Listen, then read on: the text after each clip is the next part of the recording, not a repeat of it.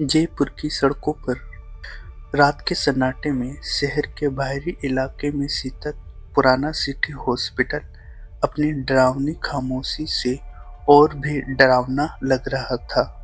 Doctor Sameer, एक युवा और उत्साही डॉक्टर, आज अपनी नाइट ड्यूटी पर थे। अस्पताल वैसे तो नया बन रहा था, लेकिन जहां वह था, दर्शकों पुराना था और अक्सर बंद ही रहता था। आज कुछ इमरजेंसी के चलते इसे खोला गया था। समीर ने घड़ी देखी। रात के 2 बज रहे थे। कॉरिडोर की बत्तियां टिमटिमा रही थी और हर परछाई किसी भूत की तरह डरावनी लग रही थी। उसने खुद को समझाया कि यह सिर्फ उसकी कल्पना है, क्योंकि बचपन से ही उसे हॉरर कहानियों का शौक था। तभी उसे वार्ड नंबर 3 से एक अजीब सी आवाज सुनाई दी, जैसे कोई धीरे धीरे रो रहा हो। समीर का दिल जोरों से धड़कने लगा। उसने हिम्मत जुटाई और उस वार्ड की ओर बढ़ा। वार्ड के बाहर अंधेरा था। अंदर सिर्फ एक छोटी सी रोशनी जल रही थी। जैसे ही उसने दरवाजा खोला, एक ठंडी हवा का झोंका आया। वार्ड खाली था, लेकिन एक बेड पर पुरानी गुड़िया पड़ी थी, जिसकी आंखें फटी हुई थी। समीर को लगा कि शायद कोई मरीज अपना सामान छोड़ गया होगा। उसने गुड़िया को उठाया। जैसे ही पलटा, उसे लगा कि किसी ने उसके कंधे पर हाथ रखा है। वह घबराकर पीछे मुड़ा, लेकिन वहां कोई नहीं था। उसे लगा कि यह सिर्फ उसका वहम है। उसने गुड़िया को वापस बेड पर रखा और बाहर निकलने लगा। तभी उसने सुना कि कोई उसके नाम से फुसफुसा रहा है, समीर, समीर। उसकी रीढ़ की हड्डी में सिहरन दौड़ गई।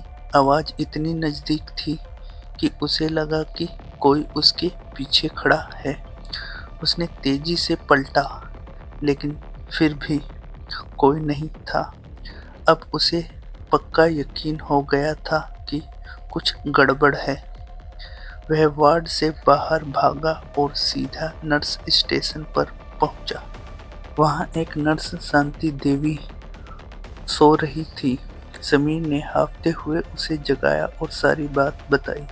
शांति देवी उसकी बात ध्यान से सुनी और फिर एक गहरी सांस लेकर बोली, डॉक्टर साहब, यह अस्पताल ऐसा ही है। इस वार्ड में कई साल पहले एक छोटी बच्ची की मौत हो गई थी। वह अक्सर अपनी गुड़िया से खेला करती थी।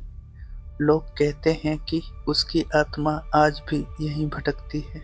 समीर के रोंगटे खड़े हो गए। उसने पूछा, क्या आप मजाक कर रही हो? शांति देवी ने गंभीर चेहरे से कहा, नहीं डॉक्टर साहब, मैंने खुद कई बार अजीबोगरीब आवाजें सुनी हैं। कभी बच्चों के रोने की आवाज, कभी किसी के चलने की आवाज। यहाँ कोई भी रात को अकेला नहीं रुकता। उसी पल अस्पताल की बिजली चली गई। पूरा कॉरिडोर अंधेरे में डूब गया। केवल टॉर्च की रोशनी ही उन्हें रास्ता दिखा रही थी। बाहर तेज हवा चलने लगी और खिड़कियां चरमराने लगी।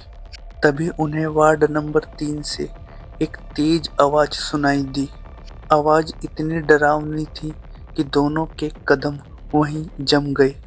शांति देवी ने घबराकर समीर का हाथ पकड़ा और कहा, वो आ गई। समीर ने हिम्मत करके टॉर्च की रोशनी वार्ड नंबर 3 की ओर की। उसने देखा कि वार्ड के अंदर उसी बेड पर जहां गुड़िया रखी थी, वहां एक बच्ची की परछाई है। उसकी आंखें लाल थी और वह उन्हीं की ओर देख रही थी। उसके हाथों में वही गुड़िया थी। परछाई धीरे धीरे उनकी ओर बढ़ने लगी। समीर और शांति देवी डर कर पीछे हटने लगे। जैसे ही परछाई उसके करीब आई, वार्ड का दरवाजा अपने आप तेजी से बंद हो गया। अब वे अंदर फंस गए थे। बच्ची की परछाई उनकी ओर करीब आती जा रही थी। उसकी हंसी धीरे धीरे चीख में बदल गई। समीर को लगा कि उसका दिल फट जाएगा। तभी अचानक बिजली वापस आ गई। रोशनी होते ही परछाई गायब हो गई। वार्ड खाली था। गुड़िया वापस बेड पर पड़ी थी। समीर और शांति देवी एक दूसरे को देखने लगे। दोनों का चेहरा सफेद पड़ गया। समीर ने तुरंत शांति देवी से कहा, हमें यहाँ से चलना होगा। उन्होंने तेजी से अस्पताल के बाहर का रास्ता पकड़ा। जब वे बाहर निकले तो सुबह हो चुकी थी। सूरज की किरणें अस्पताल पर पड़ रही थी, लेकिन उसका डर कम नहीं हुआ था। उस दिन के बाद डॉक्टर शमीम ने उस अस्पताल में कभी नाइट ड्यूटी नहीं की थी और शांति देवी ने भी अपनी नौकरी छोड़ दी थी। पुराने सिटी हॉस्पिटल की डरावनी कहानी आज भी शहर में सुनाई जाती है। वहां से गुजरने से भी डरते हैं। वह अस्पताल आज भी सुनसान पड़ा है, अपनी डरावनी कहानियों और रहस्यमयी आत्माओं के साथ।